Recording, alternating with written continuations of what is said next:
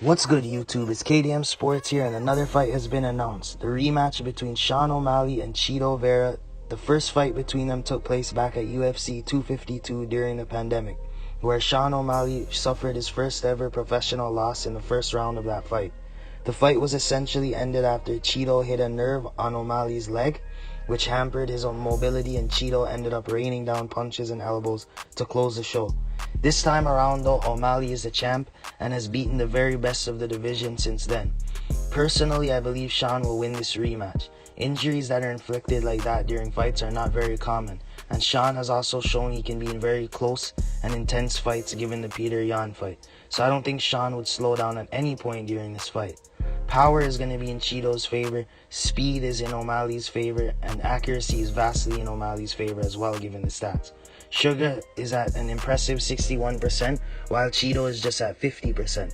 Striking defense as well is in Sean O'Malley's favor. He stands at 61% and Chito is at 51%. So Chito is very hittable, and we've seen that as fans in his fights. He's pretty inactive at times during a fight and really likes to go for kill shots when he sees an opportunity. He can't afford to do that in this type of high stakes fight. This is a championship fight. He may regret blowing his chances by fighting like this. O'Malley is much more active than Chito. His strikes landed per minute in his career so far is a whopping 7.25 strikes landed per minute, and Chito's is just at 4.37 per minute. If Chito cannot find many chances to land significant blows on Sean, I believe he'll lose this fight. Sean will get out ahead on Chito early, and I believe he'll maintain that pace for the remainder of the fight. The kicking aspect of this fight, I would say, is in favor of Chito, although Sean does have very good kicks himself. Sean's strength is more in his distance management and his boxing. Sean is long for the weight class and has a 2-inch reach advantage as well as a height advantage too. I think it's very reasonable to say he could dictate the pace of the fight, and because of his accuracy, I could see him landing clean punches on Chito. As long as Sean checks those leg kicks, he should be fine. Sean will most likely win this time around by unanimous decision due to Chito's lack of inactivity during fights and Sean's accurate and fast striking. He should cruise to a relatively easy decision on paper.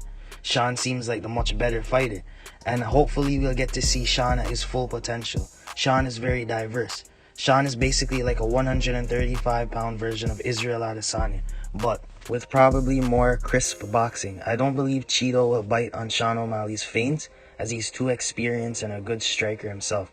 But Sean can hit you from awkward angles, and he has very keen reflexes and countering ability, as well as that reach advantage where he can hit you and you can't hit him.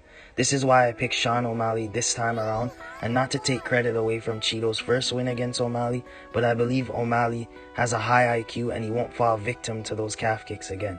The sport keeps evolving, and I believe fighters are learning how to defend against kicks like these now in 2023.